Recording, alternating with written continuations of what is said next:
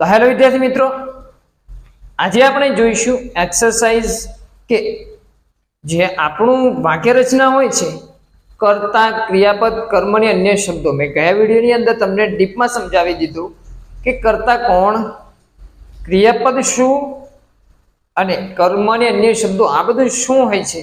કારણ કે ઇંગ્લિશ શીખવા માટે તમારે આ બિલકુલ જરૂરી છે. એની વગર જો તમે બિગિનર્સ છો તો એ તમારે જોવું ફરજિયાત છે. વિડીયો અપલોડ થઈ ગયો છે, એને જોઈ લેજો ચેનલ પર વિઝિટ કરીને. હવે ચાલુ કરીએ આપણે. તો આપણે કોઈ પણ કાર્ડ શીખતા હોય તો એમાં તમને વાક્ય રચના આપેલી હોય છે કે કર્તા મૂકો, સહાયકારક ક્રિયાપદ મૂકો, પછી મેન ક્રિયાપદ મૂકો, પછી કર્મ મૂકો ને અન્ય શબ્દો મૂકો. પણ ઓળખતા તો આવડવું જોઈએ ને કે કર્તા કોણ છે. તો આપણે એને ઓળખતા શીખીએ. કર્તાને ઇંગ્લિશમાં વર્બ કહેવાય. સહાયકારક ક્રિયાપદ સહાય કરે છે, તમને મદદ કરે છે, તો કે હેલ્પિંગ વર્બ. મેન ક્રિયાપદ એટલે કે મેન વર્બ. ઓબ્જેક્ટ એટલે કે કોઈ વસ્તુ, અને અન્ય શબ્દો એટલે કે અધર વર્ડ. આપણે શીખી લઈએ. તો કે કર્તા એટલે શું? તો કે જે કામ કરે છે. ઓકે, સહાયકારક ક્રિયાપદ એ કાર્ડ પ્રમાણે આવશે ને હું તમને એક્ઝામ્પલ પ્રમાણે બતાવીશ. ક્રિયાપદ એટલે કે ખાવું, પીવું, દોડવું. કર્મ એટલે વસ્તુ કાં તો ત્રીજી વ્યક્તિ હોય. અને અન્ય શબ્દો એટલે કે વધારાના શબ્દો કે જે કાં તો ટાઈમ હશે કાં તો સ્થળ હશે. કેવી રીતે? એક્ઝામ્પલથી જોઈએ આપણે. તો કે તે સફરજન ખાય છે. હવે હું સવાલ કરું કે કર્તા કોણ છે. આ લીટીની અંદર જો તમને ખબર પડી જવી જોઈએ. સૌપ્રથમ કર્તા તો કે ક્રિયા અને કામ કરનારો. કોણ કામ કરે છે? હું કરું છું, તે કરે છે, તમે કરો છો. તો કે તે કરે છે, કોઈ પણ છોકરો છે માટે તમે શું મૂકો છો? તો કે કર્તા તરીકે જે હોય એ. હવે જોઈએ કે ક્રિયાપદ શું છે. આને આપણે લાસ્ટમાં જોઈશું કે ક્રિયાપદ શું છે. ક્રિયા, કામ કાં તો ક્રિયા, જેમ કે ખાવું, પીવું, દોડવું, ચા પીવી. તો કે અહીંયા જુઓ, ખાવું આ શું છે?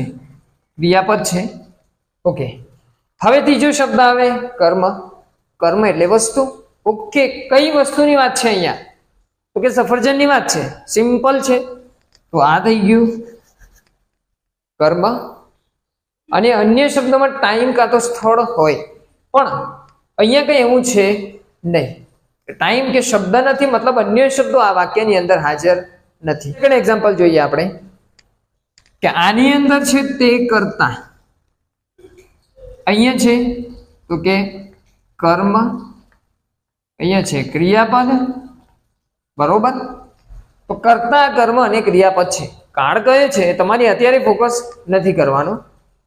અહીંયા જુઓ, તે આપણે નામ લખી લઈએ કે શૈલા નામની છોકરી છે. શૈલા સફરજન ખાય છે. હું એમ સવાલ કરું, હવે રેન્ડમલી સવાલ કરીશ કે કર્મ કોણ છે.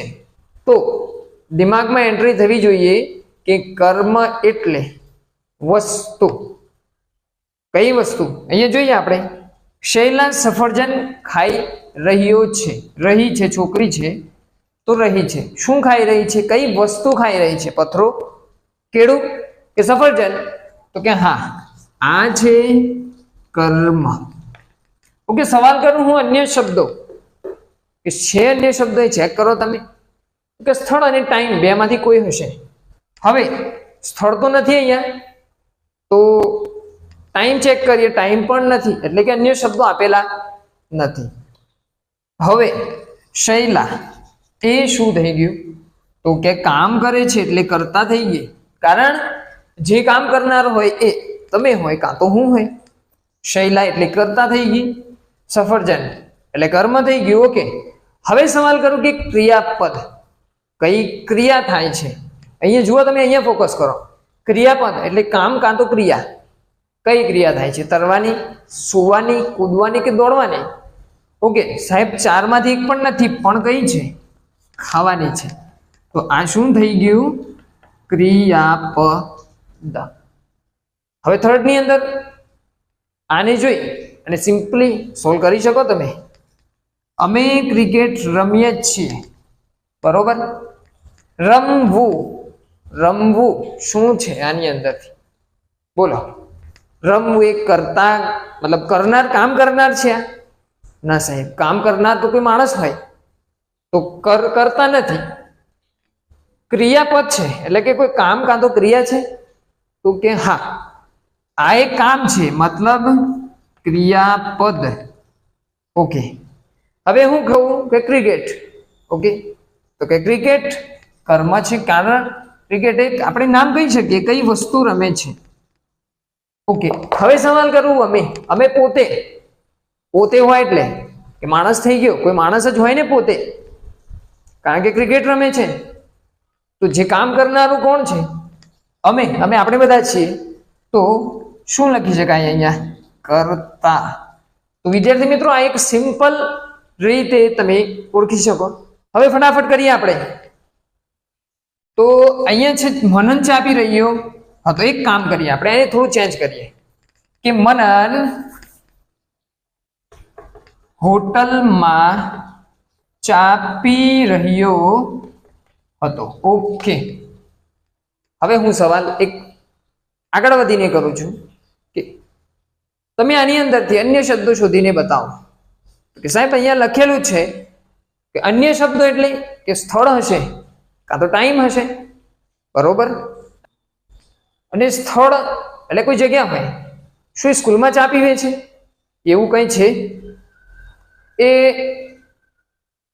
ફેક્ટરીમાં ચા પીવે છે? ક્યાં ચા પીવે છે ચેક કરો. તો કે હોટલમાં, બરોબર? તો આ શું થઈ ગયું? અન્ય શબ્દો. સમજમાં આવી ગયું અન્ય શબ્દો કેવી રીતે આવે? હજુ ફરીથી આગળ એક્ઝામ્પલ લઈને સમજીએ આપણે. અહીંયા મનન પર તમારે જાતે કરવાનું છે અને આમાંથી કર્મ આપણે શોધી લઈએ કયું કર્મ છે. તો ફોકસ કરો અહીંયા, કર્મ એટલે વસ્તુ.